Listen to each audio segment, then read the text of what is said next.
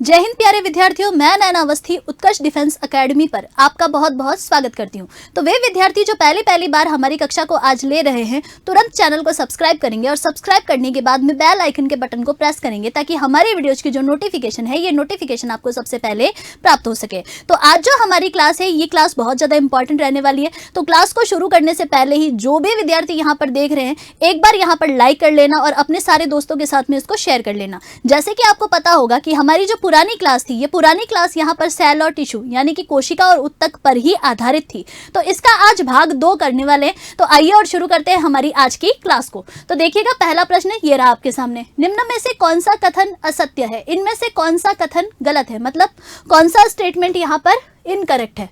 Option देखिएगा, पादप कोशिका की बाहरी परत कोशिका भित्ति यानी कि सेल वॉल होती है।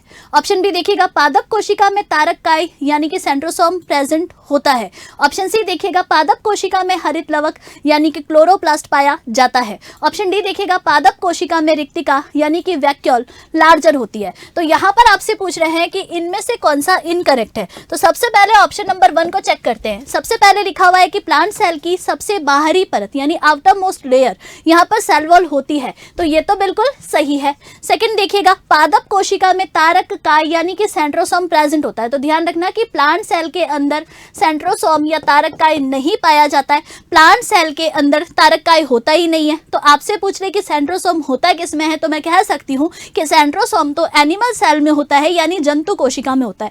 तो इसका मतलब ये वाला आपका गलत था। तो इसका आंसर हो जाएगा बी। फिर भी देख लीजिएगा, एक बार सी ऑप्शन पे चेक कर लीजिए। पादप कोशिका यानी प्लांट सेल के अंदर हरित लवक यानी कि क्लोरोप्लास्ट पाया जाता है। ये क्लोरोप्लास्ट फोटोसिंथेसिस यानी प्रकाश संश्लेषण करता है। नेक्स्ट देखिएगा, पादप कोशिका यानी कि प्लांट सेल में वैक्यूल बड़ी होती है। तो ये वाला स्टेटमेंट भी आपका सही था। तो गलत यहाँ पर आपका बी हो जाएगा। आगे बढ़ते हैं, चलो प्रश्न संख्या 2 देखते हैं। देखिएगा, हिस्टोन प्रोटीन पाया जाता है। प्रश्न संख्या 2 में आपसे पूछा जा रहा है कि हिस्टोन प्रोटीन कहाँ पाया जाता है। Option A animal cell, option B पादप कोशिका यानी plant cell, option C prokaryotic यानी कि प्रोकैरियोटिक या फिर जीवाणु या फिर बैक्टीरियल सेल, ऑप्शन डी देखिएगा ए व बी दोनों। तो यहाँ पर नोट कर लीजिएगा कि इसका जो आंसर है, ये आंसर हो जाएगा जंतु कोशिका। ठीक है, तो एनिमल सेल के अंदर हिस्टोन प्रोटीन पाया जाता है। देखो, ये मोस्ट इंपॉर्टेंट है। कई बार आपसे पहले भी एनडीए में पूछा गया है। ध्यान रख लीजिएगा कि हमसे पूछ ले कि हिस्टोन प्रोटीन कहाँ पर प्रेजेंट होता है, तो मैं कह सकती हूँ कि हिस्टोन प्रोटीन एनिमल सेल में प्रेजेंट होता है, मतलब कि जंतु कोशिका में पाया जाता है। जंतु कोशिका में कहाँ होता है, तो ध्यान रखिएगा कि एनिमल सेल में जो क्रोमोसोम होते हैं, है ना, क्रोमोसोम होते हैं। इन क्रोमोसोम का जो निर्माण है, इनका जो फॉर्मेशन है, ये डीएनए और प्रोटीन से होता है। तो डीएनए के साथ में यहाँ पर एक प्रोटीन अटैच होता है जिसको आप हिस्टोन प्रोटीन कहते हो। तो मैं कह सकती हूँ कि जो हिस्टोन प्रोटीन है, ये हिस्टोन प्रोटीन एनिमल सेल में होता है।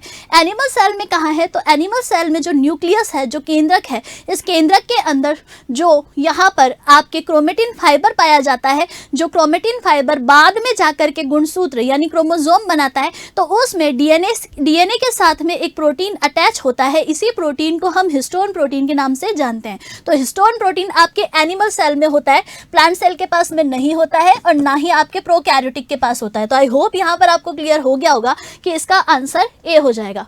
आगे बढ़ते हैं, चलो नेक्स्ट देखिए, डिक्टियोसोम होता है option A in plant cell, option B जंतु कोशिका में, ऑप्शन सी ए व बी दोनों में, और option D all of the above. तो एक काम करते हैं, सबसे पहले यहाँ पर मैं प्लांट सेल और एनिमल सेल का एक अच्छा सा डायग्राम ड्रॉ कर देती हूँ और डायग्राम ड्रॉ करते हुए यहाँ पर इनके अंदर डिफरेंस बता देती हूँ, क्योंकि मैक्सिमम प्रश्न यहाँ पर आपसे डिफरेंस के पूछे जा सकते हैं। ठीक है, तो मैं एक काम करती हूँ, पहले यहाँ पर एक डायग्राम ड्रॉ करती हूँ। तो देखिएगा, तो बेटा एक तरफ यहाँ पर बना देती हूँ मैं प्लांट सेल यानी कि पादप कोशिका, और दूसरी तरफ बना देती हूँ यहाँ पर जंतु कोशिका।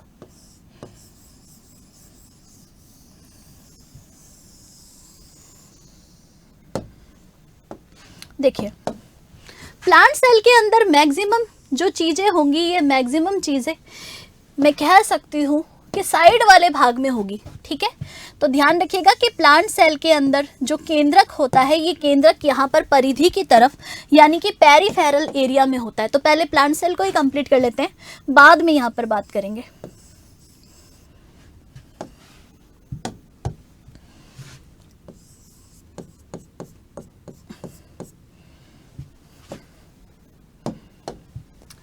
सब कुछ तो ड्रॉ नहीं करूंगी, केवल जो डिफरेंस है उस डिफरेंस को यहाँ पर ड्रॉ कर लेती हूँ।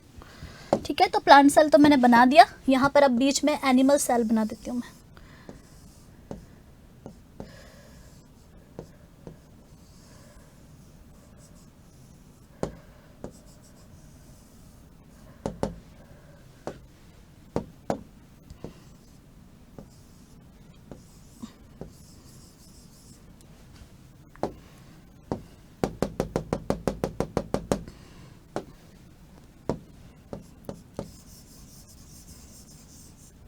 देखिए, एनिमल सेल का डायग्राम बना लेते हैं पहले, और फिर यहाँ पर प्लांट सेल का डायग्राम तो हमने बना ही लिया है। अब इन दोनों के बीच में क्या डिफरेंस है उसको यहाँ पर ढंग से समझ लेंगे, और ढंग से समझ लेंगे तो हमें समझ में आ जाएगा खुद ब खुद कि इन दोनों में क्या डिफरेंस है।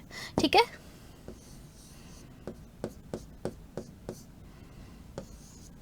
कुछ एक एक्स्ट्रा चीजें बना देती हूँ, वरना ये सेल यहाँ पर खाली रह जाएगा।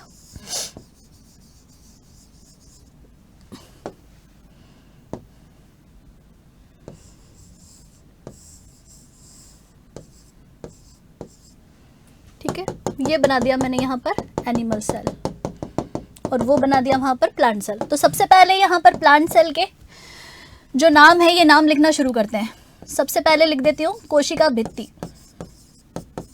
कोशिका भित्ति यानी कि सेल वॉल, यानी कि सेल वॉल। सेकंड नंबर पर ध्यान रखना, देखो पादप कोशिका जो होती है, प्लांट सेल जो होती है, इस प्लांट सेल के सबसे बाहर की तरफ है ना, सबसे बाहर की तरफ एक लेयर पाई जाती है, एक परत पाई जाती है। इस परत को आप कोशिका भित्ति यानी कि सेल वॉल के नाम से जानते हैं।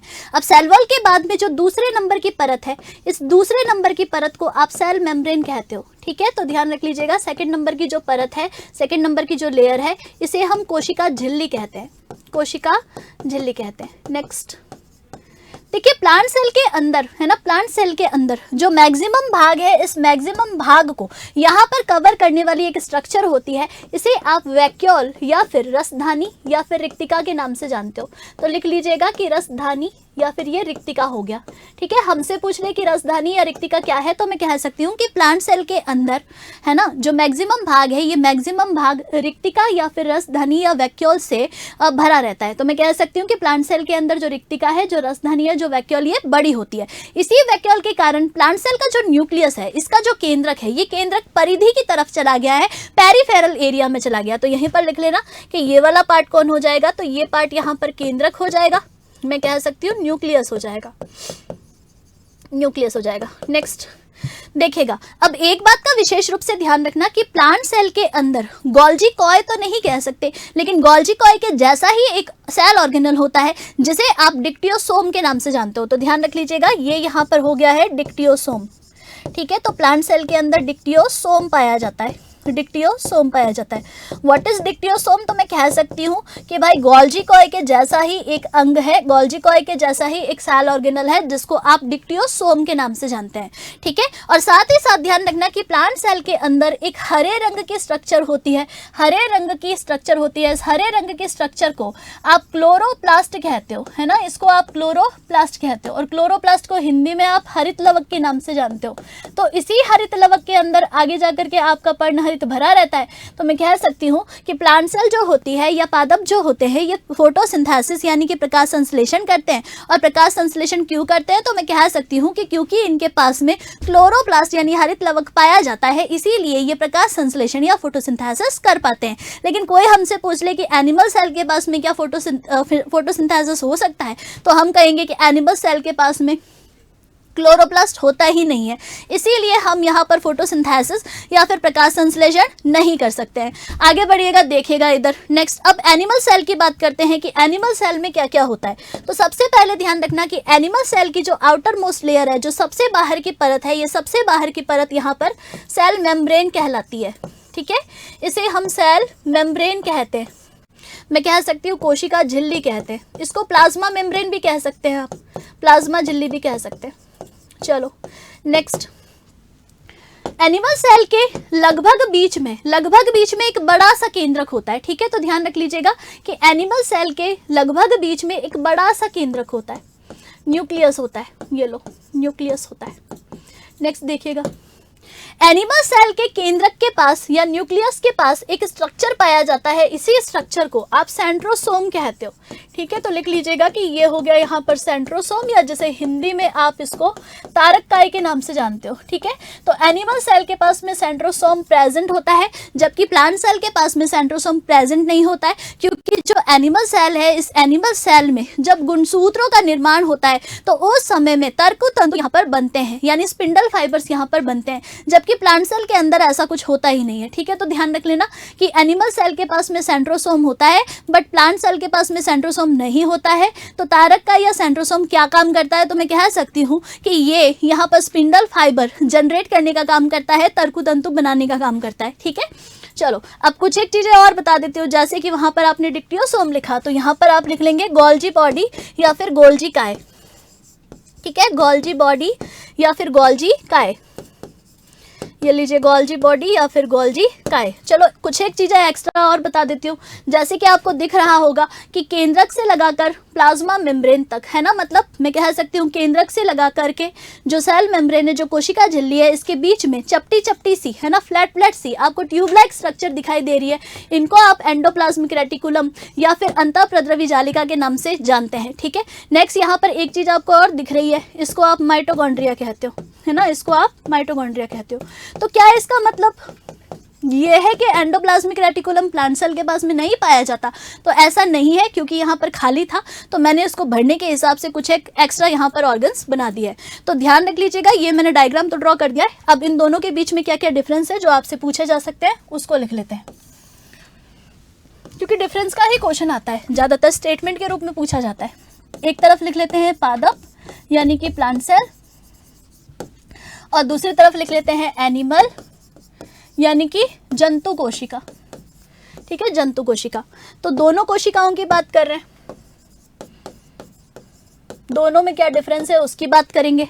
तो एक तरफ हो गया आपके प्लांट सेल यानी कि पादप कोशिका, और दूसरी तरफ हो गया जंतु कोशिका। पहला डिफरेंस लिख लीजिएगा, पहला लिखिएगा कोशिका भित्ति का, लिखिएगा कोशिका भित्ति यानी कि सेल वॉल, यानी कि सेल वॉल। तो सेल वॉल यहाँ पर प्रेजेंट होती है, ध्यान रखना, पादप कोशिका के पास में कोशिका भित्ति पाई जाती है, जबकि जंतु कोशिका के पास में कोशिका भित्ति नहीं पाई जाती है। सेकंड पे बात करते हैं, चलो सेकंड लिखिएगा रिक्तिका, वैक्यूल। ठीक है, वैक्यूल। तो आप सभी विद्यार्थियों ने अभी देखा था कि यहाँ पर जो रिक्तिका है, प्लांट सेल के पास में जो रिक्तिका है, ये बड़ी होती है और संख्या में कम होती है। ठीक है, तो लेस इन नंबर और लार्ज इन साइज होती है, तो संख्या में कम होती है, ये लो। जबकि हमसे पूछ ले कि ये बता दो कि जंतु कोशिका में क्या मामला है, तो ध्यान रख लीजिएगा, या तो जंतु कोशिका में होगी ही नहीं, और अगर है तो छोटी होगी और संख्या में बहुत ज़्यादा होगी। तो यहाँ पर लिख लेना कि यहाँ पर जो रिक्तिका है, यहाँ पर जो वैक्यूल है, ये वैक्यूल या तो होती ही नहीं है, और अगर है तो ध्यान रख लीजिएगा छोटी होगी, मतलब स्मॉल इन साइज होगी, और मैनी इन नंबर्स होगी, संख्या में ज़्यादा होगी। ये लीजिए, संख्या में ज़्यादा होगी। आगे बढ़ते हैं, नेक्स्ट थर्ड पार्ट चलते हैं। तीसरा देखिएगा कि यहाँ पर तो आपके डिक्टियोसोम प्रेजेंट होता है, यहाँ पर आपके डिक्टियोसोम प्रेजेंट होता है, जबकि मैं कह सकती हूँ कि यहाँ पर गोल्जी बॉडी होता है। लिख लीजिएगा, यहाँ पर गोल्जी बॉडी होता है, गोल्जी काय होता है। आगे बढ़ते हैं, चलो नेक्स्ट चौथे पे, 4 नंबर पर लिखिएगा। चौथे नंबर पर लिखिएगा कि पादप कोशिका में, है ना, प्लांट सेल में यानी कि पादप कोशिका में क्लोरोप्लास्ट प्रेजेंट होता है, क्लोरोप्लास्ट प्रेजेंट होता है, मतलब कि हरित लवक पाया जाता है, और ये हरित लवक प्रकाश संश्लेषण का काम करता है। ठीक है, हरित लवक पाया जाता है। जबकि यहाँ पर पूछे कि हरित लवक होता है क्या, तो हम कहेंगे कि मैम यहाँ पर हरित लवक यानी कि क्लोरोप्लास्ट नॉट पॉसिबल। अगर होता, है ना, अगर हो जाता तो हम धूप में खड़े होते, और धूप में खड़े होते तो अपने आप ही हमारे अंदर यहाँ पर एनर्जी बन जाती, तो हमें कुछ करने की ज़रूरत ही नहीं पड़ती, है ना। तो मैं कह सकती हूँ कि एनिमल सेल के पास में क्लोरोप्लास्ट नहीं पाया जाता।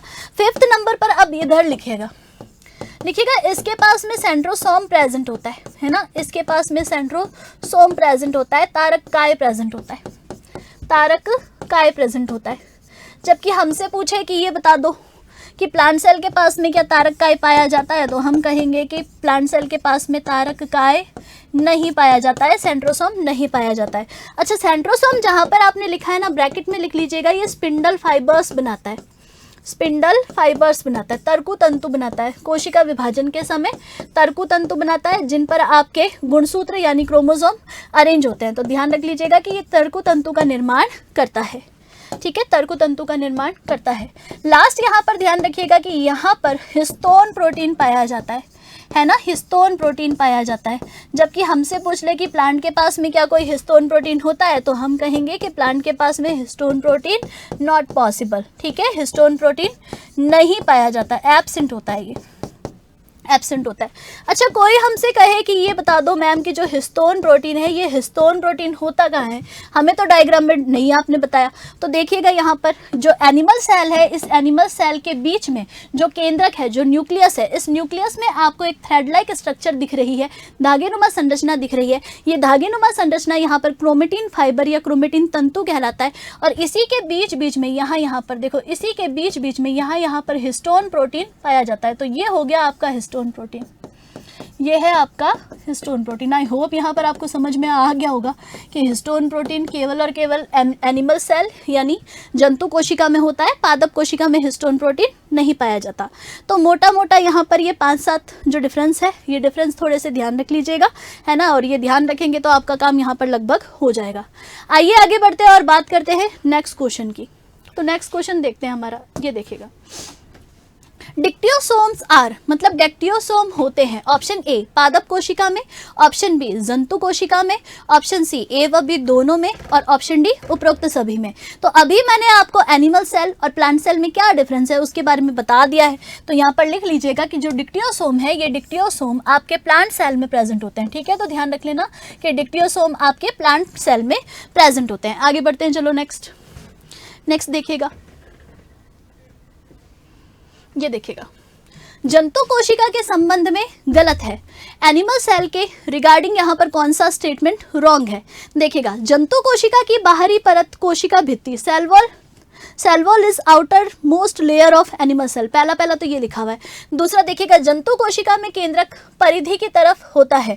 ऑप्शन सी देखिएगा, जंतु कोशिका में डिक्टियोसोम प्रेजेंट होते हैं। ऑप्शन डी देखिएगा, उपरोक्त सभी। तो सबसे पहले यहाँ पर देखो, पहला पढ़ते हैं। पहले में लिखा हुआ है कि जंतु कोशिका यानी एनिमल सेल की सबसे बाहरी परत कोशिका भित्ति यानी सेल वॉल होती है। तो बेटा यही गलत है ना, ये तो गलत है। आप सभी विद्यार्थी जानते हो कि जंतु कोशिका या एनिमल सेल की सबसे बाहर वाली जो परत है, ये सबसे बाहर वाली परत यहाँ पर मैं कह सकती हूँ सेल मेम्ब्रेन, प्लाज्मा मेम्ब्रेन के नाम से जानी जाती है, ठीक है। तो कोशिका झिल्ली होती है, ना कि कोशिका भित्ति होती है। कोशिका भित्ति तो आपके पादप के पास होती है, तो ये वाला आपका गलत था। सेकंड देखो, जंतु कोशिका में केंद्रक परिधि की तरफ होता है, पॉसिबल ही नहीं है। जंतु कोशिका में केंद्रक लगभग बीच में होता है और बड़ा होता है, जबकि पादप कोशिका में जो केंद्रक है, जो न्यूक्लियस है, ये पेरिफेरल एरिया में होता है। आगे देखो, जंतु कोशिका में डिक्टियोसोम प्रेजेंट होता है, तो जंतु कोशिका में डिक्टियोसोम नहीं पाया जाता। डिक्टियोसोम की जगह गोल्जी बॉडी पाया जाता है, गोल्जी काय पाया जाता है। तो ये भी आपका क्या था भाई, गलत था। तो मैं कह सकती हूँ कि ये तीनों के तीनों जो स्टेटमेंट है, ये तीनों के तीनों स्टेटमेंट आपके गलत हो जाएंगे। आई होप यहाँ पर आपको समझ में आ गया होगा कि ये गलत क्यों है। आगे बढ़ते हैं, देखिएगा, सबसे लंबी बहुकोशिकीय कोशिका है, the longest multicellular cell is तंत्रिका कोशिका, न्यूरॉन। ऑप्शन बी देखिएगा, शतुरमुर्ग का अंडा, ऑस्ट्रिचैक। ऑप्शन सी देखिएगा, एसिटाबुलारिया। ऑप्शन डी देखिएगा, all of the above.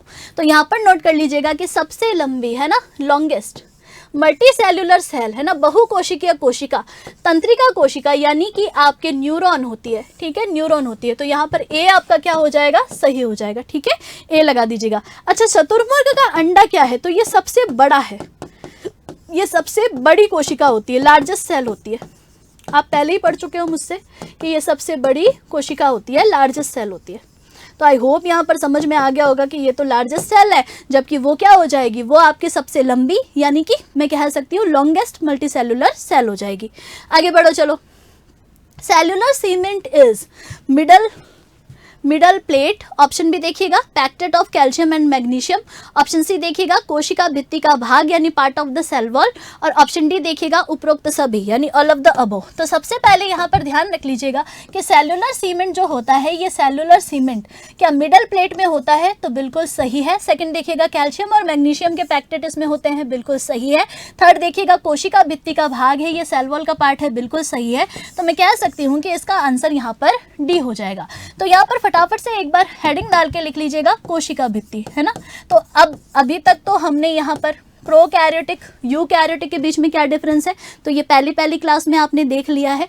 Plant और एनिमल सेल में क्या डिफरेंस है, ये आज की क्लास में स्टार्टिंग में मैंने आपको बता दिया है। अब यहाँ पर हम कोशिका के भागों की बात करेंगे, कोशिका के अंग की बात करेंगे, ठीक है। तो कोशिका के अंग या सेल ऑर्गेनल की बात करेंगे, और सेल ऑर्गेनल्स में सबसे पहला नोट कर लीजिएगा कोशिका भित्ति, ठीक है। नंबर 1 यहाँ पर लिख लीजिएगा कोशिका भित्ति, कोशिका भित्ति या जिसे आप सेल वॉल कहते हो, सेल वॉल कहते हो, ठीक है। हमसे पूछ ले कि ये बता दो कि सेल वॉल क्या चीज़ है, तो हम कहेंगे कि मैम जो कोशिका भित्ति है, ये कोशिका भित्ति प्लांट सेल के बाहर की तरफ होती है, ना कि जंतु कोशिका के बाहर की तरफ होती है। तो लिख लेना कि ये केवल पादप कोशिका के बाहर होती है, लिख लेना कि ये केवल पादप कोशिका यानी प्लांट सेल के पास होती है, ठीक है। Only present in plant cell, ठीक है, only present in plant cell. Second लिखिएगा आउटर मोस्ट लेयर होती है, सबसे बाहरी परत होती है, ठीक है। तो सबसे बाहरी परत होती है, सबसे बाहरी परत होती है। थर्ड ध्यान रखिएगा कि आपसे पूछ ले कि ये बताओ कि ये इसका फंक्शन क्या है, इसका काम क्या है, तो मैं कह सकती हूँ कि ये पादप कोशिका या प्लांट सेल को बाहर से आकार देने का काम करती है। तो लिख लेना कि ये प्लांट सेल को यानी कि पादप कोशिका को आकार देती है, पादप कोशिका को आकार देती है, शेप देती है, ये ध्यान रख लीजिएगा, शेप देने का काम करती है, शेप प्रोवाइड करती है। साथ ही साथ मैं कह सकती हूँ कि ये प्लांट सेल को यहाँ पर दृढ़ता देती है ना, रिजिडिटी देती है। तो मैं कह सकती हूँ कि प्लांट सेल की सुरक्षा करती है, प्रोटेक्शन करती है। तो दूसरा यहाँ पर लिख लेती हूँ कि पादप कोशिका की सुरक्षा करती है, मतलब प्रोटेक्शन देती है, साथ ही साथ इसको रिजिड भी बनाती है ना, इसको कठोर भी बनाती है, ठीक है। तो ये प्रोटेक्शन करने का काम करती है। अब सबसे पहले ध्यान रखना कि आपसे पूछ ले कि ये बता दो कि जो सेल वॉल है, ये सेल वॉल किन किन चीज़ों से मिलकर बनी होती है। तो किन किन चीज़ों से मिलकर बनी होती है, उससे पहले आपको ध्यान रखना पड़ेगा कि सेल वॉल जो है, ये सेल वॉल यहाँ पर मेनली 4 प्रकार की परतों से बनती है, 4 प्रकार की लेयर से बनती है, ठीक है। तो जैसे कि ये यहाँ पर देखिएगा, ठीक है। तो जो सेल वॉल है, इस सेल वॉल को मैं यहाँ पर बना रही हूँ, तो एक बार यहाँ पर आप भी कंसंट्रेट कर लीजिएगा, ठीक। ये है आपके सेल वॉल, ठीक है। तो यहाँ पर देख लीजिएगा कि सेल वॉल के अंदर कुछ एक बेसिकली परतें होती है, कुछ एक बेसिकली यहाँ पर मैं कह सकती हूँ लेयर्स होती है। सबसे बाहर वाली परत, ये जो सबसे बाहर वाली परत है, इस बाहरी परत को आप प्राथमिक कोशिका भित्ति कहते हो, प्राथमिक कोशिका भित्ति कहते हो, मतलब प्राइमरी सेल वॉल कहते हो, प्राइमरी सेल वॉल कहते हो, ठीक है। इसके नीचे वाली जो परत है, सेकंड नंबर पर जो परत है, इस सेकंड नंबर वाली परत को आप सेकेंडरी सेल वॉल कहते हो, सेकेंडरी सेल वॉल कहते हो, मतलब द्वितीयक कोशिका भित्ति कहते हो, द्वितीयक कोशिका भित्ति कहते हो। नेक्स्ट देखिएगा, अब इसी सेल वॉल के अंदर जो तीसरे नंबर की परत है, देखो ये वाली तीसरे नंबर की जो परत है, इस तीसरे नंबर की परत को आप तृतीयक कोशिका भित्ति कहते हो। मैं कह सकती हूँ तृतीयक कह सकते हो, या फिर टर्सरी सेल वॉल कह सकते हो, टर्सरी सेल वॉल कह सकते हो। जबकि अगल बगल की जो आपकी सेल वॉल है, इन दोनों को आपस में कनेक्ट करने वाला जो पार्ट होगा, इसको आप मध्य पटल या फिर मिडल लेयर के नाम से जानते हो, या मिडल लैमेला के नाम से जानते हो। तो ये हो गया आपका मध्य पटल, या जिसको आप कह सकते हो मिडल लैमेला। चलो, अब चारों ही परतों के अंदर क्या क्या पाया जाता है, ये आपसे पेपर में पूछते हैं एनडीए में। तो यहाँ पर सबसे पहले लिखिएगा प्राथमिक कोशिका भित्ति, ठीक है। सबसे पहले लिख लीजिएगा प्राथमिक कोशिका भित्ति, या जिसे आप प्राइमरी सेल वॉल कहते हो, ठीक है, प्राइमरी सेल वॉल कहते हो। हमसे पूछे कि ये बता दो कि प्राइमरी सेल वॉल में क्या भरा होता है, तो प्राइमरी सेल वॉल के अंदर सेलुलोज भरा होता है, ठीक है। लिख लेना कि प्राइमरी सेल वॉल के अंदर सेलुलोज भरा होता है ना, सेलुलोज भरा होता है। सेलुलोज क्या होता है तो आप सभी विद्यार्थी जानते होंगे कि ये पॉलीसेकेराइड होता है। और ये पॉलीसेकेराइड करता क्या है तो मैं कह सकती हूँ कि ये प्लांट सेल की बाहर से सुरक्षा करता है, साथ ही साथ इसको दृढ़ता यानी कि रिजिडिटी प्रदान करता है। सेकेंड देखिएगा, दूसरी परत की बात करते हैं तो ये पहली परत तो समाप्त हो गई। दूसरी लिखिएगा यहाँ पर सेकेंडरी सेल वॉल है ना, तो दूसरे का नाम लिखिएगा आप। अब लिखिएगा द्वितीयक कोशिका भित्ति, द्वितीयक कोशिका भित्ति, या जिसको आप कहोगे सेकेंडरी सेल वॉल। आपसे पूछे कि सेकेंडरी सेल वॉल में क्या भरा होता है तो सेकेंडरी सेल वॉल के अंदर लिख लेना कि यहाँ पर पैक्टीन भरा होता है। लिख लीजिएगा कि यहाँ पर क्या भरा होगा, पैक्टीन भरा होगा, साथ ही साथ यहाँ पर आपके लिग्निन भरा होगा, और साथ ही साथ यहाँ पर आपके सुबेरिन भरा होगा। ठीक है, तो तीन चीज़ें लिख लेना कि एक तो यहाँ पर पैक्टीन भरा होता है, दूसरा यहाँ पर लिग्निन भरा होता है, और तीसरा यहाँ पर सुबेरिन भरा होता है। तीसरा देखिएगा, थर्ड लेयर लिखती हूँ, तीसरी लेयर, और तीसरी लेयर का नाम लिख लीजिएगा तृतीयक कोशिका भित्ति, या जिसको आप सिंपली टर्सरी सेल वॉल कहते हो। हमसे पूछ ले कि टर्सरी सेल वॉल में क्या भरा होता है तो टर्सरी सेल वॉल में जाइलेन भरा होता है। ठीक है, लिख लेना कि इसमें जाइलेन भरा होता है, जाइलेन भरा होता है। जबकि लास्ट में हमसे पूछ ले कि ये बताओ कि जो मिडल लैमिला है ना, जो मध्य पटल है, चौथी परत जिसको आप मध्य पटल कहते हो, 4 नंबर पर चौथी परत जिसको आप मध्य पटल या मिडल लैमिला कहते हो, इस मिडल लैमिला में क्या भरा होता है तो इसको लिख लेते हैं। तो इस मिडल लैमिला पर ही ये प्रश्न था, देख लो मिडल लैमिला में क्या भरा होता है तो मिडल लैमिला में आपके कैल्शियम और मैग्नीशियम के पैक्टेट भरे होते हैं ना, पैक्टेट भरे होते हैं। तो लिख लीजिएगा कि भाई जो मिडल लैमिला है, इस मिडल लैमिला के अंदर, इस मिडल लैमिला के अंदर मैं कह सकती हूँ कैल्शियम और मैग्नीशियम के पैक्टेट भरे होते हैं। ठीक है, तो यहाँ पर लिख लीजिएगा कि इसमें कैल्शियम व मैग्नीशियम के पैक्टेट भरे होते हैं, पैक्टेट भरे होते हैं। चलो, तो ये चारों परतें थोड़ी सी ध्यान रख लेना, आपसे पूछ लेते हैं भाई। जैसे पूछ ले कि सेकेंडरी सेल वॉल में क्या है तो थोड़ा सा हिंदी में भी लिख देती हूँ। सेकेंडरी में यानी द्वितीयक में पैक्टीन, लिग्निन और सुबेरिन है। ठीक है, तो ये तीनों चारों चीज़ें नोट कर लेना। ये ऑलरेडी आपको PYQ यानी पास्ट ईयर क्वेश्चन में पूछा गया है, तो थोड़ा सा ध्यान रख लीजिएगा। ठीक है, ये आपके स्ट्रक्चर हो गई है ना। तो एक चीज़ यहाँ पर ध्यान रखना कि जो कोशिकीय सीमेंट है, जो सेल्यूलर सीमेंट है, ये किसको बोलते हैं तो ये मध्य पटल को बोलते हैं। मैं कह सकती हूँ मिडल लैमिला को बोलते हैं, है ना, मिडल लैमिला को बोलते हैं।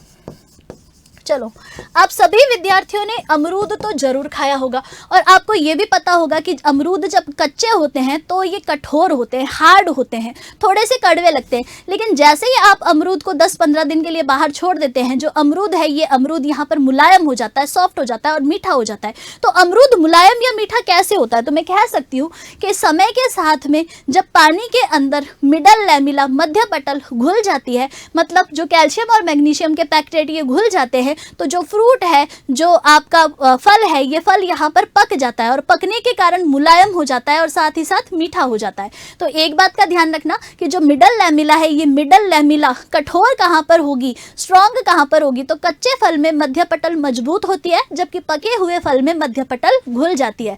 तो लिख लीजिएगा, यहाँ पर हिंदी में ही लिख देती हूँ मैं कि भाई जो कच्चे फल है, रॉ फ्रूट्स है ना, कच्चे फल होते हैं, इनके अंदर जो मिडल लैमिला है, जो मध्य पटल है, ये मध्य पटल मजबूत होती है, मजबूत होती है। इसीलिए कच्चे फल आपको कठोर लगते हैं, है ना, कठोर लगते हैं, और साथ ही साथ हल्के से कड़वे भी लगते हैं। ठीक है, लेकिन जैसे ही पानी के साथ में ये घुल जाए, है ना, जैसे ही पानी के साथ में आपकी मिडल लैमिला घुल जाए, है ना, पानी के साथ मिडल लैमिला घुले, पानी के साथ मिडल लैमिला ये घुल जाए, डिसॉल्व हो जाए, तो घुल जाएगा तो मैं कह सकती हूँ कि जो पका हुआ फल है, पका हुआ फल है, मतलब जो राइप्ड फ्रूट है, ये फ्रूट यहाँ पर आपको मुलायम यानी कि सॉफ्ट लगेगा, और साथ ही साथ कि मीठा, मैं कह सकती हूँ कि स्वीट लगेगा। ठीक है, तो आपको समझ में आ गया होगा कि जो रॉ फ्रूट्स होते हैं, ये रॉ फ्रूट्स या कच्चे फल आपको कठोर और कड़वे मिडल लैमिला की मजबूती के कारण लगते हैं, लेकिन समय के साथ में जैसे ही पानी में मिडल लैमिला घुल जाती है, डिसॉल्व हो जाती है,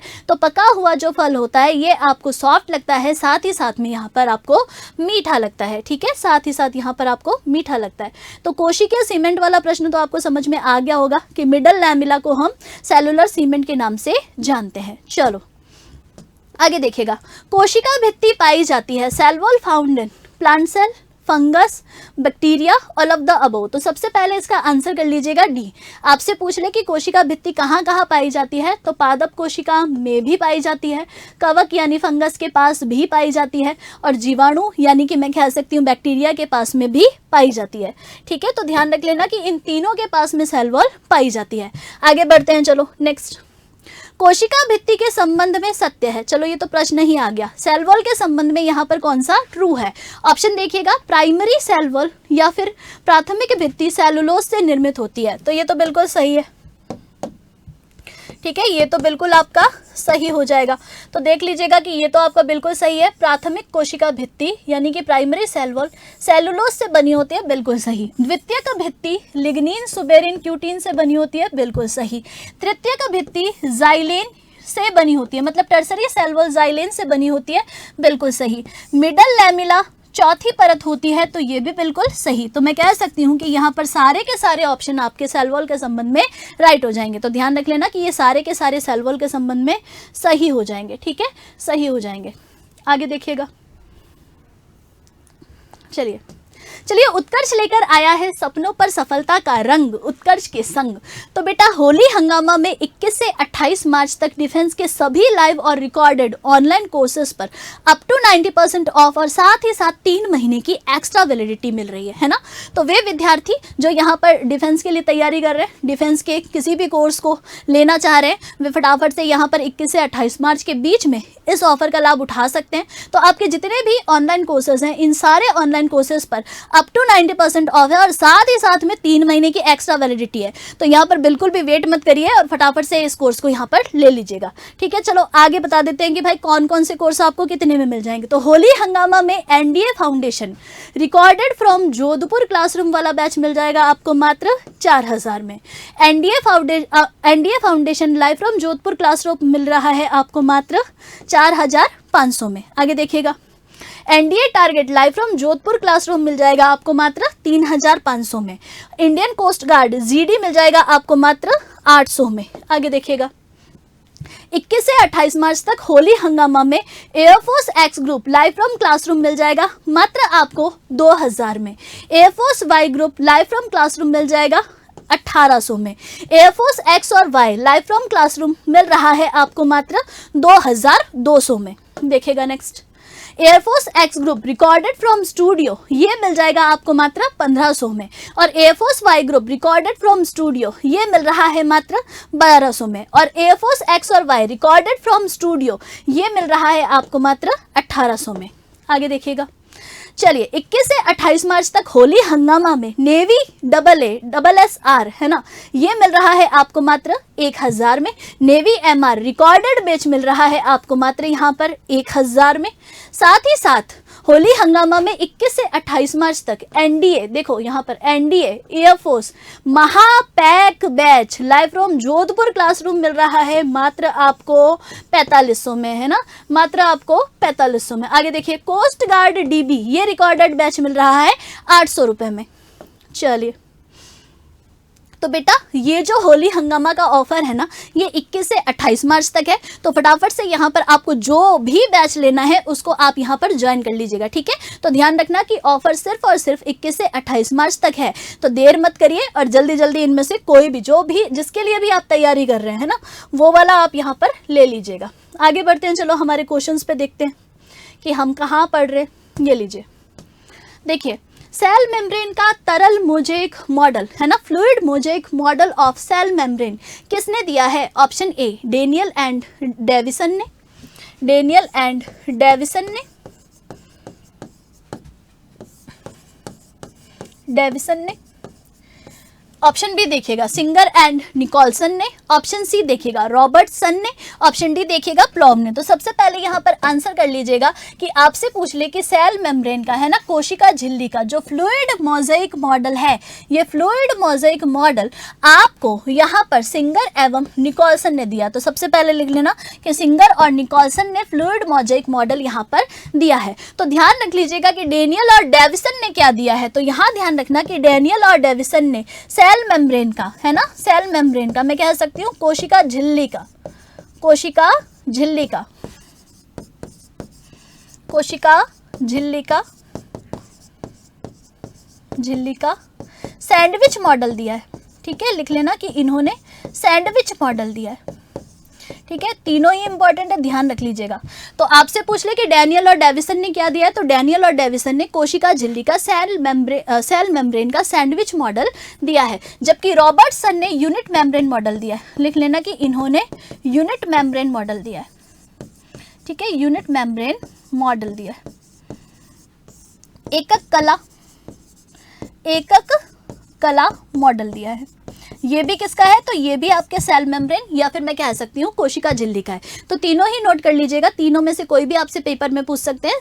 जनरली यहाँ पर सिंगर और निकोलसन वाला प्रश्न ज़्यादा आता है, आपसे पेपर में सीधा पूछते हैं फ्लूइड मोज़ेक मॉडल। तो ध्यान रख लीजिएगा कि सिंगर और निकोलसन ने फ्लूइड मोज़ेक मॉडल यहाँ पर दिया है। आगे बढ़ते हैं, चलो नेक्स्ट। जीव द्रव है, प्रोटोप्लाज्म है, ऑप्शन ए केंद्रक द्रव, ऑप्शन बी कोशिका द्रव, ऑप्शन सी ए व बी दोनों, ऑप्शन डी इनमें से कोई नहीं। तो सबसे पहले यहाँ पर इसका आंसर कर लीजिएगा कि इसका आंसर हो जाएगा सी। ठीक है, तो सबसे पहले ध्यान रखना बेटा कि हमसे पूछ ले कि व्हाट इज प्रोटोप्लाज्म, है ना, व्हाट इज प्रोटोप्लाज्म मतलब जीव द्रव क्या होता है, जीव द्रव क्या होता है। तो हम कह सकते हैं कि प्रोटोप्लाज्म के अंदर दो चीजें शामिल होती है। पहला तो यहाँ पर आता है कोशिका द्रव यानी कि साइटोप्लाज्म। ठीक है, साइटोप्लाज्म।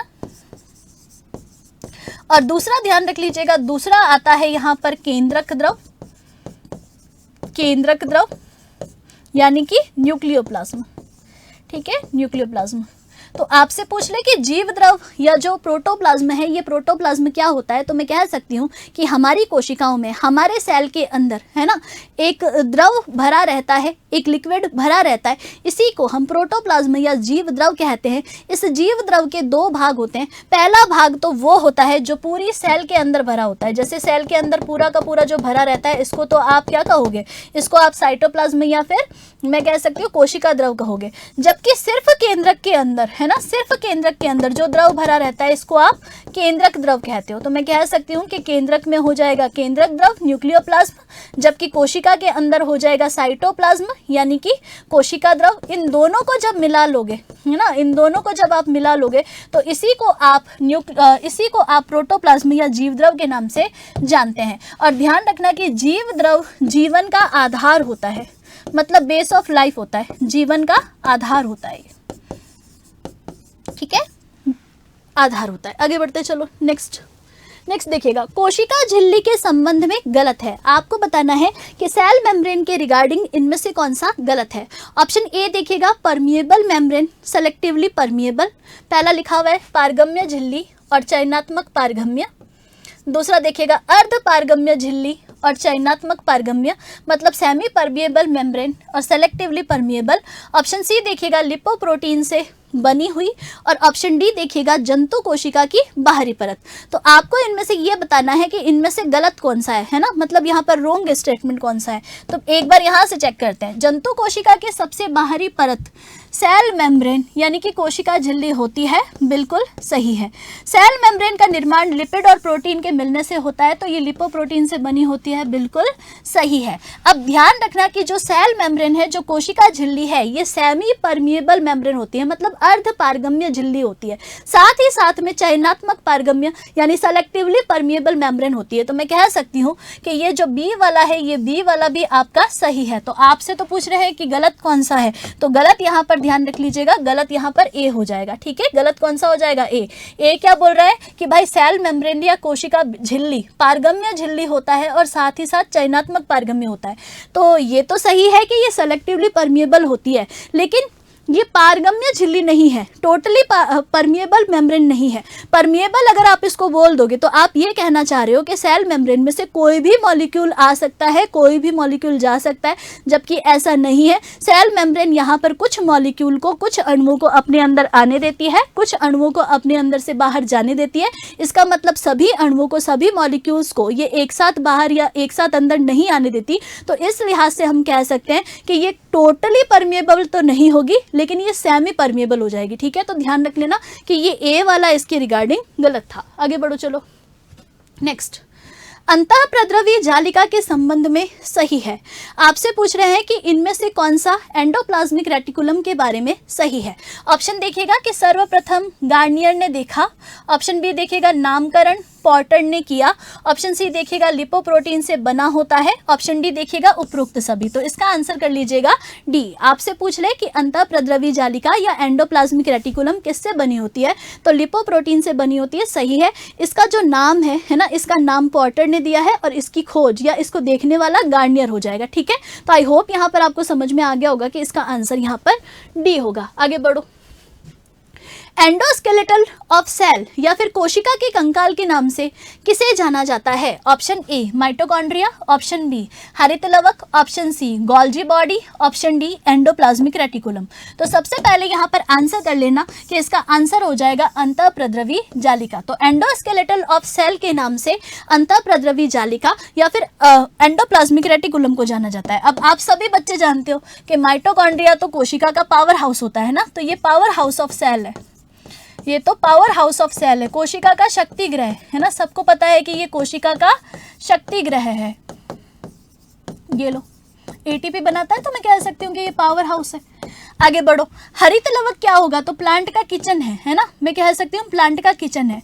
पादप की रसोई है, ये लो पादप की रसोई है, प्लांट का किचन है। थर्ड देखिएगा गोल्जी कॉय क्या है, तो ये तो ट्रैफिक कंट्रोलर है या ट्रैफिक मैं कह सकती हूँ ट्रैफिक कंट्रोलर है या ट्रांसपोर्टेशन मैनेजर है। तो यहाँ पर लिख लेना कि ये तो कोशिका का यातायात नियंत्रक है, कोशिका का यातायात नियंत्रक है, ट्रैफिक कंट्रोलर है, यातायात नियंत्रक है।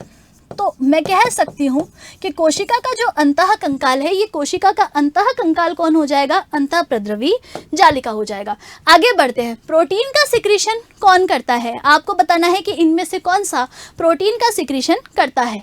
चिकनी अंतःप्रद्रवी जालिका, स्मूथ एंडोप्लाज्मिक रेटिकुलम। सेकंड देखिएगा खुरदरी अंतःप्रद्रवी जालिका, rough endoplasmic reticulum. Option C देखिएगा राइबोसोम और ऑप्शन डी देखिएगा बी व सी दोनों। तो सबसे पहले ध्यान रखना कि भाई प्रोटीन जहां पर भी नाम आ जाए उसका मतलब ही होता है राइबोसोम। तो राइबोसोम को प्रोटीन की फैक्ट्री कहते हैं, ये ध्यान रखना। इसे प्रोटीन की फैक्ट्री के नाम से जाना जाता है, फैक्ट्री ऑफ प्रोटीन के नाम से जाना जाता है। अब हमसे पूछते हैं कि ये जो राइबोसोम है, ये राइबोसोम कहाँ कहाँ पाया जाता है, तो नोट कर लेना कि ये राइबोसोम एक तो आपके न्यूक्लियस में होता है, मैं कह सकती हूँ केंद्रक के पास होता है।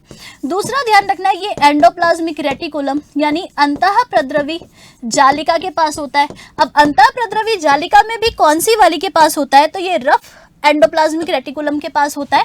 मैं कह सकती हूँ ये खुरदरी अंतःप्रद्रवी जालिका के पास होता है। ठीक है, खुरदरी अंतःप्रद्रवी जालिका के पास होता है।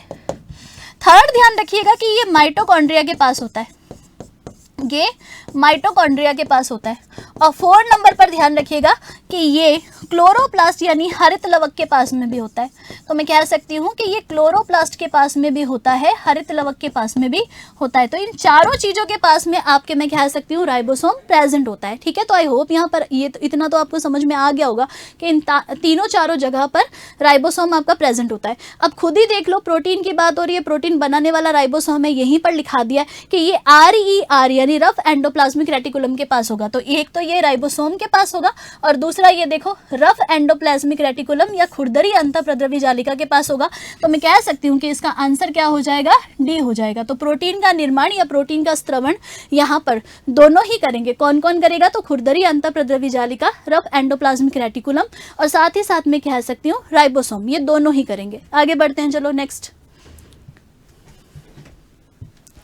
कोशिका के स्त्रावी अंग है secretory organelle of cell are. Option A देखिएगा एंडोप्लाज्मिक रेटिकुलम, ऑप्शन बी देखिएगा यहाँ पर गोल्जी बॉडी, ऑप्शन सी देखिएगा यहाँ पर माइटोकॉन्ड्रिया, और ऑप्शन डी यहाँ पर पूछा जा रहा है आपसे ए व बी दोनों। तो यहाँ पर देखिएगा जैसे कि आपसे पूछ रहे हैं कि ये बता दो कि कोशिका के स्त्रावी अंग कौन से हैं, है ना, सिक्रेटरी ऑर्गेनल कौन कौन से हैं। तो ध्यान रखना कि एंडोप्लाज्मिक रेटिकुलम भी आएगा और साथ ही साथ में यहाँ पर आपका गोल्जी बॉडी भी आएगा। तो लिख लीजिएगा कि ए व बी दोनों ही यहाँ पर कोशिका के स्त्रावी अंग होंगे, सिक्रेटरी सेल ऑर्गेनल होंगे। ठीक है, अच्छा आपसे पूछ ले कि भाई ये बता दो कि एंडोप्लाज्मिक रेटिकुलम या अंतःप्रद्रवी जालिका से क्या सिक्रीट होता है। तो अंतःप्रद्रवी जालिका आपके दो प्रकार की होती है।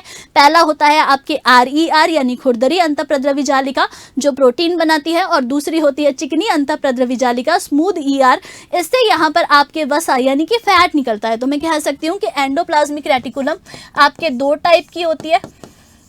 कौन कौन सी है, तो ध्यान रखिएगा कि पहली तो ये हो जाएगी आपके RER rough endoplasmic reticulum, rough endoplasmic reticulum, या फिर जिसको आप खुरदरी कहते हो, ठीक है, खुरदरी अंतःप्रद्रवी जालिका कहते हो, और दूसरी हो जाएगी स्मूथ ER, है ना, स्मूथ ER मतलब स्मूथ एंडोप्लाज्मिक रेटिकुलम यानी कि चिकनी अंतःप्रद्रवी जालिका अप्रजा।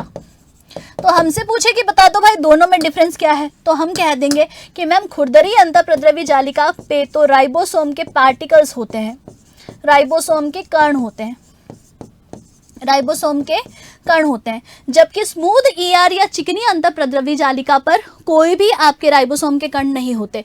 तो चिकनी से तो निकलता है आपके वसा यानी कि तेल यानी कि फैट, ठीक है, तो ये तो निकालेगी फैट, और क्योंकि यहाँ पर राइबोसोम है तो ये निकाल देगी यहाँ पर प्रोटीन। तो मैं कह सकती हूँ कि क्योंकि अंतःप्रद्रवी जालिका यहाँ पर प्रोटीन और फैट दोनों ही यहाँ पर सिक्रीट कर रही है, तो ये चीज़ तो बिल्कुल सही है कि ये अंतःप्रद्रवी जालिका जो होती है ये अंतःप्रद्रवी जालिका स्त्रावी अंगक होती है, मतलब सेल ऑर्गेनल होता है।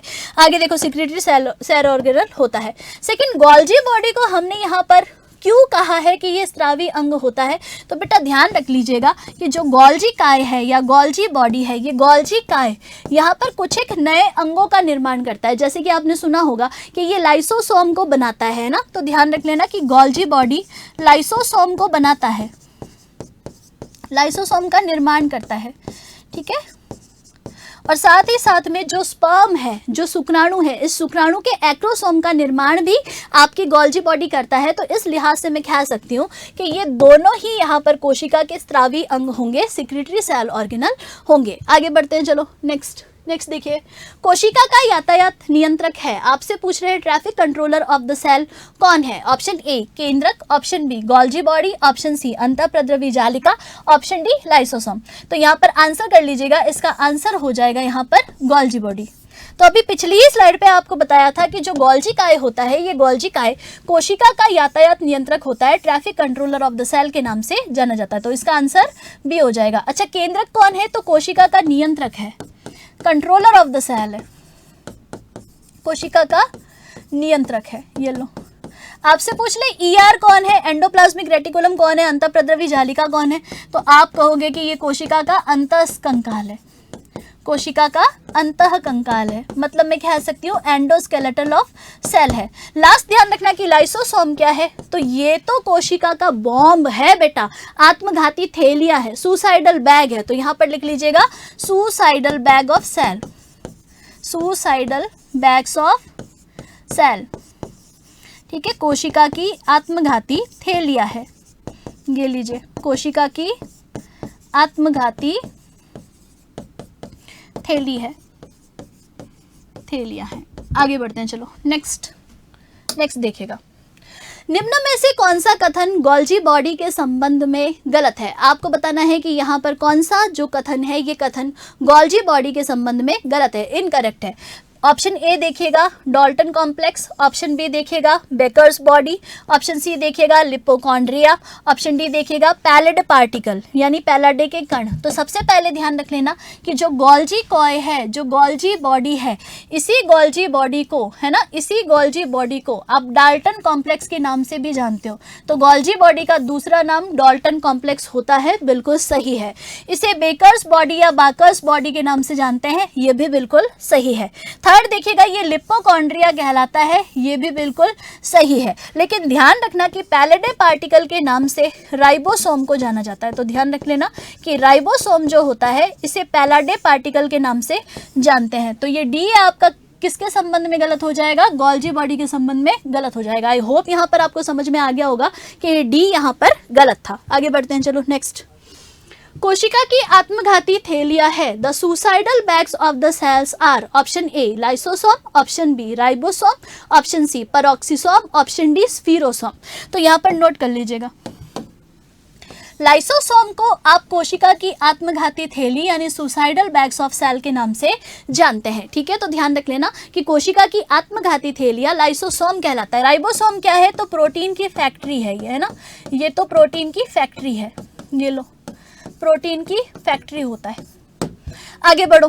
अच्छा, हमसे कोई कहे कि इसको कोशिका की आत्मघाती थैली क्यों कहते हैं, तो सबसे पहले ध्यान रखना कि जो लाइसोसोम है ना, जो लाइसोसोम है, आपसे पूछ ले कि ये लाइसोसोम कैसा दिखता है, तो आप कहोगे कि मैम ये सिंगल मेम्ब्रेनस होता है, मतलब इसके बाहर एक परत होती है, इसके बाहर केवल एक परत होती है और इसके अंदर यहाँ पर कुछ एंजाइम्स भरे रहते हैं। ये एंजाइम्स आपके हाइड्रोलाइटिक एंजाइम्स होते हैं।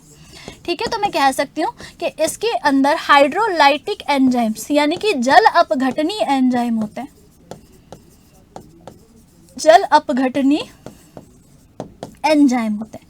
ये जल अपघटनी एंजाइम क्या करते हैं? तो ये जल अपघटनी एंजाइम करेंगे क्या? तो जैसे ही आपकी कोशिका के अंदर, आपके सेल के अंदर कोई बैक्टीरिया जाता है, कोई जीवाणु जाता है या कोई भी फॉरेन पार्टिकल जाता है, तो उस पर ये जो आपका लाइसोसोम है, ये लाइसोसोम इन हाइड्रोलाइटिक एंजाइम्स को, जल अपघटनी एंजाइमों को फेंकता है। तो फेंक करके यहाँ पर उस जीवाणु को मार देता है। तो ये एक तो आपकी बॉडी के अंदर, मैं कह सकती हूँ सेल के अंदर जो जीवाणु है इस बैक्टीरिया को मारने का काम करता है। सेकेंड, ध्यान रखिएगा कि कभी कभी क्या होता है कि कोई कोशिका इतनी बीमार हो जाती है, सेल इतनी बीमार हो जाती है कि ये आसपास की सेल को भी यहाँ पर बीमार कर सकती है। तो ऐसे में लाइसोसोम सोचता है कि अब मैं क्या करूँ, तो ऐसे में ये क्या करेगा कि खुद फट जाएगा और अपने सारे एंजाइम्स ऐसे बाहर निकालेगा। और जैसे ही सारे एंजाइम्स यहाँ पर बाहर निकालेगा तो जो बीमार कोशिका है, ये बीमार कोशिका यहाँ पर मर जाएगी। और बीमार कोशिका जब यहाँ पर मर जाएगी तो मैं कह सकती हूँ कि बाकी की जो कोशिकाएं हैं ये बीमार होने से बच जाएगी। इसीलिए इसे कोशिका की आत्मघाती थैलिया यानी सुसाइडल बैग्स ऑफ सेल के नाम से जाना जाता है। तो प्रश्न यहाँ पर ये आता है, क्या ये हमेशा फटता रहता है?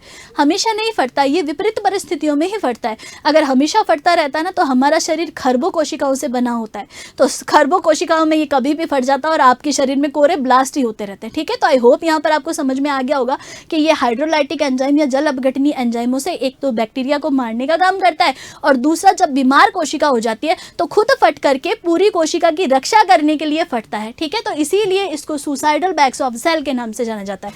अच्छा, एक बात और ध्यान रखना कि लाइसोसोम के पापा कौन है, लाइसोसोम के फादर कौन है, तो मैं कह सकती हूं कि लाइसोसोम के पिताजी गोल्जी कॉय है। अभी बताया था कि गोल्जी बॉडी के द्वारा ही लाइसोसोम बनते हैं। आगे बढ़ते हैं, चलो नेक्स्ट देखिएगा। कोशिका की प्रोटीन फैक्ट्री है। देखो ये तो बहुत ही सरल प्रश्न हो गया, protein factory of the cell है, तो ये तो सबको पता है कि ये तो आपका राइबोसोम है। लिख लीजिएगा, इसका आंसर क्या हो जाएगा? राइबोसोम हो जाएगा। अच्छा, सबको पता है कि lysosome suicidal bag of cell है, कोशिका की आत्मघाती थैली है। गोल्जी कॉय यहाँ पर यातायात नियंत्रक, ट्रैफिक कंट्रोलर है। अंतः प्रद्रवी जालिका एंडोस्केलेटल या अंतः कंकाल के नाम से जानी जाती है। आगे बढ़ो, चलो। कौन सा झिल्ली विहीन कोशिकांग है ना, which is a membraneless cell organelle? Ribosome, Golgi body, lysosome या फिर एंडोप्लाज्मिक रेटिकुलम? तो सबसे पहले देखना कि झिल्ली विहीन कौन सा है, मेम्ब्रेनलेस कौन सा है, मेम्ब्रेनलेस कौन सा है? ऑप्शन चेक करिए, राइबोसोम, ऑप्शन बी चेक करिएगा गोल्जी कॉय, ऑप्शन सी चेक करिएगा लाइसोसोम और ऑप्शन डी चेक करिएगा ER। तो यहाँ पर आंसर कर लीजिएगा, इसका आंसर हो जाएगा राइबोसोम। ठीक है, तो सबसे पहले यहाँ पर कुछ एक चीज़ें राइबोसोम के बारे में और लिख लीजिएगा लिखिएगा राइबोसोम। तो राइबोसोम के बारे में एक चीज़ तो आपको पता चल गई कि ये प्रोटीन फैक्ट्री के नाम से जाना जाता है। लेकिन हमसे पूछ ले कि ये दिखता कैसा है, तो ये कभी कभी तो गोल आकार का होता है ना, कभी कभी ये गोल आकार का होता है, स्फेरिकल होता है, और कभी कभी ये डमरू के जैसा होता है, डम्बल शेप्ड होता है, डमरू जैसा होता है। ठीक है, तो ये डम्बल शेप्ड होता है। एक चीज और ध्यान रखिएगा कि ये मेम्ब्रेन लेस पार्टिकल होता है। ठीक है, तो लिख लीजिएगा कि इसके बाहर कोई भी झिल्ली नहीं पाई जाती। तो ध्यान रख लेना कि ये झिल्ली विहीन कोशिकांग होता है, मतलब इसके बाहर कोई भी लेयर नहीं पाई जाती। ठीक है, तो ये मेम्ब्रेन लेस सेल ऑर्गेनल के नाम से जाना जाता है, ध्यान रख लेना, क्योंकि इसके बाहर कोई भी परत होती ही नहीं है, इसलिए मैं कह सकती हूँ कि ये झिल्ली विहीन कोशिकांग होता है। ठीक है, जबकि गोल्जी बॉडी के बाहर परत होती है, सिंगल होती है, लाइसोसोम के बाहर भी सिंगल परत होती है, और ईआर के बाहर भी सिंगल परत होती है। ठीक है, आगे बढ़ो चलो। रसधानी या रिक्तिका की बाहरी परत क्या कहलाती है? Outermost layer of vacuole is option A tonoplast, option B plasma membrane, option C chromoplast, option D phragmoplast. तो इसका आंसर कर लीजिएगा, इसका आंसर हो जाएगा टोनोप्लास्ट। तो सबसे पहले ध्यान रखना कि जो रिक्तिका है ना, जो आपकी रसधानी है, इस रसधानी के बाहर की परत, बाहर की जो परत है, ये बाहर की परत यहाँ पर मैं कह सकती हूँ टोनोप्लास्ट कहलाती है। ठीक है, टोनोप्लास्ट कहलाती है।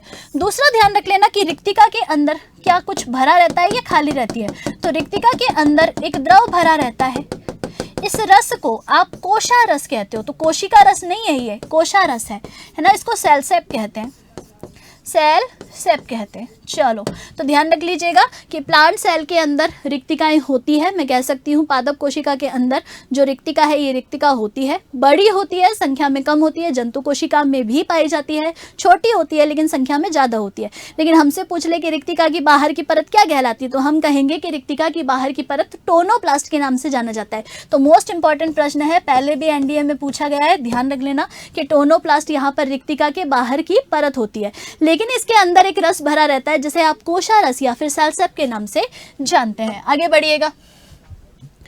कोशिका का शक्तिग्रह या powerhouse of the cell कौन है? Option A mitochondria, option B ribosome, option C Golgi body, option D endoplasmic reticulum या अंतःप्रद्रवी जालिका। तो यहाँ पर नोट कर लीजिएगा कि इसका आंसर हो जाएगा यहाँ पर माइटोकॉन्ड्रिया। ठीक है, तो हमसे पूछ ले पावर हाउस ऑफ सेल कौन है, तो हम कहेंगे कि भाई माइटोकॉन्ड्रिया है। तो माइटोकॉन्ड्रिया के बारे में कुछ एक चीज़ें जरूर ध्यान रखनी है आपको।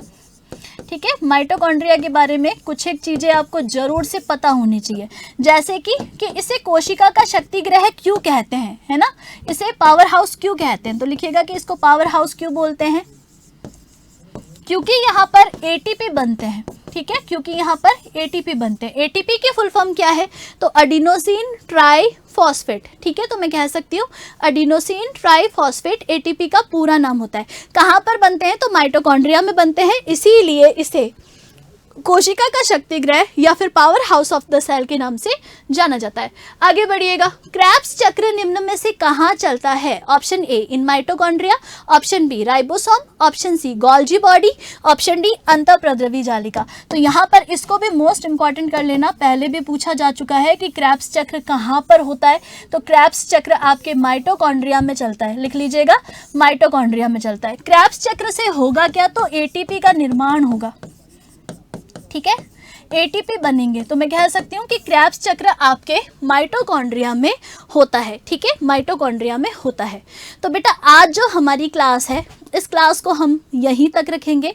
आपको यहाँ पर हमारी क्लास कैसी लगी है आप यहाँ पर कमेंट करके बता सकते हैं। साथ ही साथ अगर आपका कोई सुझाव है तो सुझाव यहाँ पर लिख के दे सकते हैं। ठीक है, क्लास को लाइक कर लीजिएगा, शेयर कर लीजिएगा। साथ ही साथ जब भी अब आपका वन शॉट लगेगा तो सेल का एक और शॉट लगेगा, तो जब वन शॉट हो तो हमसे जुड़ जाइएगा। चलिएगा, धन्यवाद, थैंक यू।